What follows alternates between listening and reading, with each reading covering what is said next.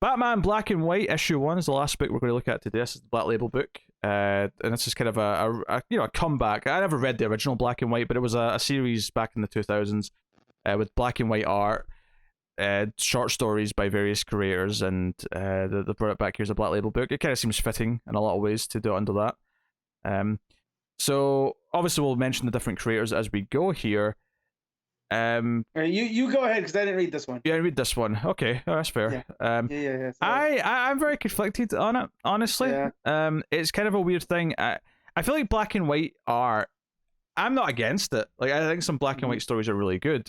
It's one of the weird things, though, when I talk about movies, and we talk about movies being in black and white, and I hate when people say, I won't watch a black and white movie.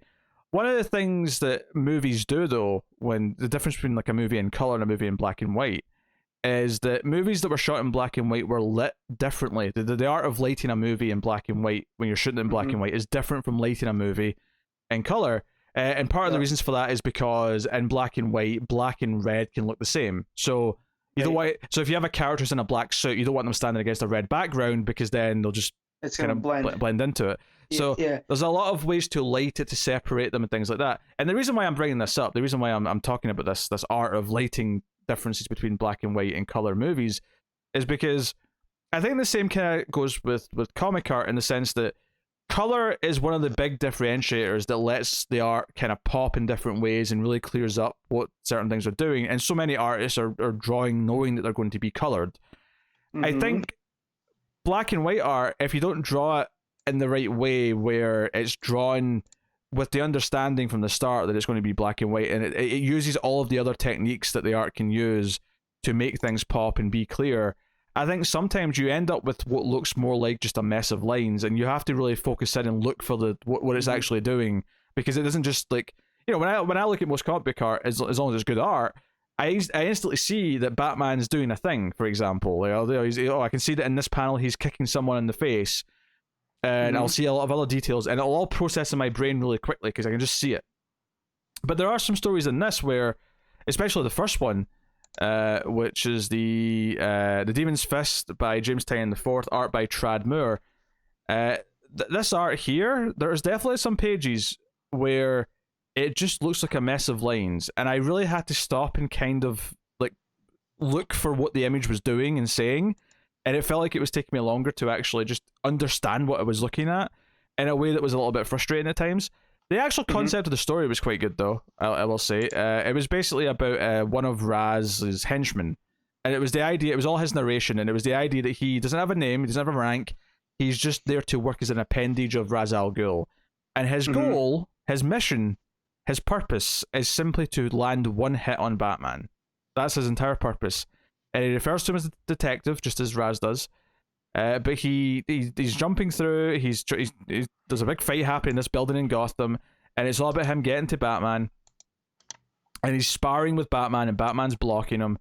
And then eventually, he does actually land the hit as a full page spread as he finally lands this hit.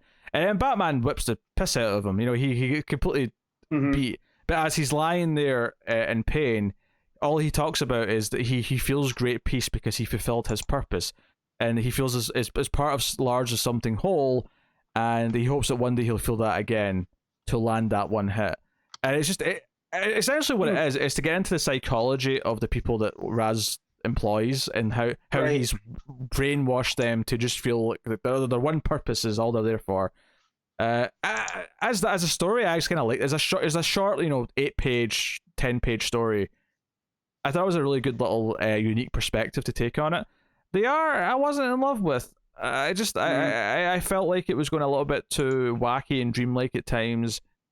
There's not a lot of shading on a lot of it, which makes it just feel like a lot of lines. So yeah, a bit too wavy in places for my taste. So that was the Demon's Fist. So is this just the printing version of the digital first black and white? Because back during the first, when comics weren't shipping, they were going down on digital first. Because this sounds familiar. I don't know. I never read. I just clicked on it to the digital find ones. Let me see. The second story is one of these things you occasionally get in these anthologies where it's just Batman recounting the history and the importance of being Batman. But the narration is told through the perils that dropped when his parents were killed. So yeah, I kind of rolled my eyes. The art's much better than this one, I thought, but there's a lot of nice shading and stuff. Who was on this book? Hold on, let me find the credits here. This was James J.H. Williams the third. So just J.H. Williams the third. Yeah, well, it says he probably wrote it and drew it. Yeah, Todd Klein and Andy Curry also credited, so I'm not entirely sure how that broke up. But, well, I know Andy Curry was one of the editors that got let go unceremoniously. Oh, there you go. Yeah, that makes sense. So yeah.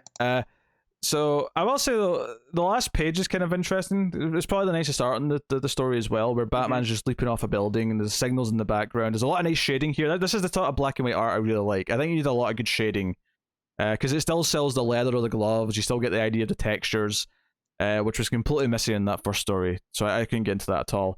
But what's interesting here is that this is a reference to 2020, basically, this last page, because Batman puts on like a breather, like a mask, and he jumps off the building, and essentially there's like a there's been these perils that have been kind of around the book, but as the book goes on, they kind of turn into like what looks like a virus. You know, they sort of turn into like a little virus cell. And in the last page, these virus cells sort of form DNA.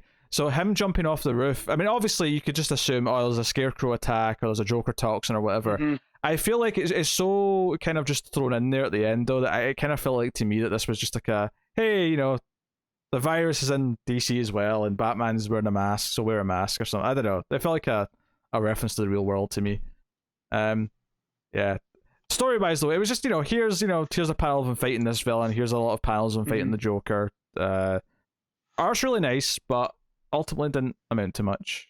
The next story was First Flight, which was Paul Dini with Andy Kubert. And this is a story where a team of ninja man-bats show up in the Batcave. Batman, in his narration, says, ninja man-bats always attack in swarms. That's the first thing he says about them, and I'm like, yeah, of course they do. Ninja man-bats. They always attack swarms. Now, I don't know if this is something that came up before. Maybe it's referenced in an old story, because this is a team of ninja man-bats that Talia has trained. And that was from Morrison's run. Is it? Okay, yeah. So this is actually coming it was from Batman and Son. That was the first, So, was that from Batman and Son? I don't remember that. Yeah, that was Batman and Son, because I remember Grant Morrison making a big deal about the Ninja Man-Bats. I do not. Okay, my mind is completely... Because I read that, but okay, my mind completely forgot that. Basically, this team of Ninja Man-Bats to show up were like this original batch that she created that were unstable, and have essentially came to Gotham, to the Batcave, because they're looking for their true home. So it's basically just Batman fighting these Ninja Man-Bats, Alfred stuck in the Batplane, hiding, and then Talia eventually shows up and tranks them all, and explains what they are. And that's basically it. I like the ending of it, though, because basically they send the Ninja Man-Bats to Swamp Thing, and Swamp Thing's sort of giving them a home in the swamp. And that's nice. And I will say, Kubert's art of Swamp Thing in black and white as he comes out of the water in the last panel is absolutely gorgeous. I think some of Kubert's art does suffer not having the colors, I think, but there are some panels at the Swamp Thing at the end that looks really good in black and white. So, yeah, that's cool. So that's probably the best one so far, I think. The next story is just one of these ones. It's a poem, as lots of abstract art is playing out. This was a chore. This story. Something about Batman having his wings. I don't know. Yeah, I just remember you saying that the Aquaman one was kind of like a poem. Yeah, now I know why you said that. Yeah, your mind was primed. This is even more like a poem. I'm just going to read the start of this. Okay, this is the first page. This is the first half of the first page. The interval. My body hurts. Yeah. My brain struggles, driven by nausea. Eager to throw up all those liquid shadows. They rip my insides, pulling them through my mouth to invert time. To merge with me, to drink this. Derapit and wounded. It just goes on like that. Emma Rios wrote and drew this. Not for me. I'll Yeah. just say it's not for me and leave it there. And then the final story is called Metamorphosis. This is G. Willow Wilson writing with Greg Smallwood on art. I will say this is my favorite art of the issue. And might even be my favorite story as well, actually. No, it is. It's definitely my favorite. The best was definitely saved for last. The panels at the start of this of Batman like standing on like a fire escape, and the way that the deep blacks and the shadows are used, it just looks so atmospheric. This is like when I thought of like the potential of a black and white Batman story, this is exactly the sort of thing I was looking at. This is an early Batman story where he's trying to get somewhere on time because it doesn't say what the villain is. It just says that there's a girl who's like been held kidnapped and there's at least one dead person in this apartment. And he comes in the window and it looks very early days Batman. The ears look kind of, it's not full on Detective 27 ears, but it's kind of close to it. It's but kinda, close enough. Yeah. And you hear, music playing from downstairs, and it's just this, him quietly walking down, and he finds this girl sort of hunched up on a couch, and the dead body's there, and he goes into the kitchen, and it's actually Killer Croc, and Croc is, it's again black and white, really gorgeous art here, and I'd never heard of this artist, I don't think, so I was really impressed with how great all this looked. The action looks good as well. And earlier on in the issue, Batman, or in the story, I should say, Batman talked about how usually there's a twist to these crime scenes that he can't predict. And the twist here is that the girl actually hits him with a frying pan when he's trying to fight Croc, and he's like, "Oh, there's the thing that I miscalculated." That's what he calls it. And Croc like jumps out, and Batman's like, "Why are you helping him?" And she's like, "You don't understand. I've not been kidnapped. He's nice to me. He gave me a place to stay and a warm meal." And Batman's like, "He left a dead body in the living room," and she kind of shrugs and goes, "Well, no one's perfect." It was kind of like almost a really dark joke. I was like, "Oh, I actually kind of like that."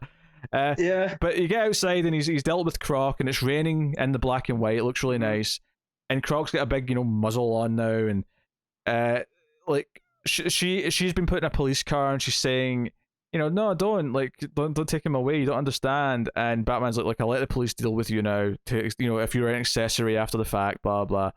And Croc just yells at Batman, because Batman says she's not your concern anymore. Because Croc's basically trying to stick up for her. He's like saying, "Hey, don't arrest her. Like she's not guilty of anything. Don't hurt Melanie."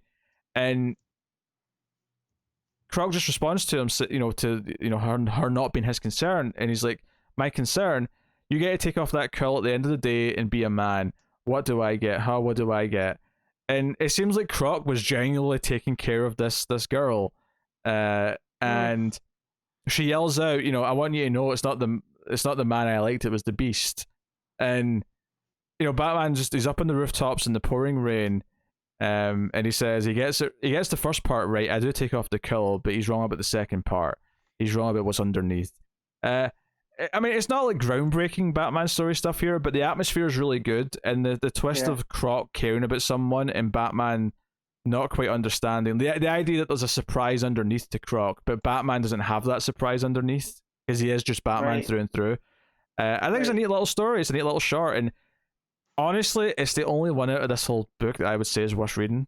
Gotcha. The Ninja Batman one's kind of fun, but like honestly, I wasn't super enthralled with this as a collection of stories. I really like this last one, but the rest of them I wasn't super into. To the point where I'm probably not going to read any more of them. That said, though, it is anthologies, so the next one might be full of bangers for all I know. Like, it's possible. It'll probably come down to how busy is that week. If it's a quiet enough week, I might read the next one. If not, then I'll probably let this go by the wayside, just because, out of the 5 stories in this book, I really liked one, and I flat out kind of hated like 2 or 3 of them. So, Yeah. Well, I'm over the pearls. Period. Oh yeah, and I was Jay rolling Choi my eyes. Might be a talented storyteller, but like, I just see that and I was like, I can't. Some of them, sometimes they just don't feel like they have a story. They're just kind of like waxing in a poem about who Batman is, and that's all it is with some art. And sometimes that might work out if the art's just that good or whatever, but here that wasn't the case for me. So, no, the last story by Wilson, who I do like as a writer, so it makes sense that I ended up liking her story. And art, again, by Greg Smallwood. Actually, is that one word? I think it is one word. It's written vertically, so it was hard to see. It's just Greg Smallwood. Gotcha. I was emphasizing a pause, but it's just Smallwood. Gotcha. But there you go. I mean, overall, honestly, I have to give this like a 5 because I outright hated like 3 of the stories. The good one at the end does keep it afloat to a point where I'm not going to give it a negative score. I'll go straight down the middle, but I can't really recommend it all that much. But I did really like the last one. So Nice. there you go. That's Batman Black and White issue 1.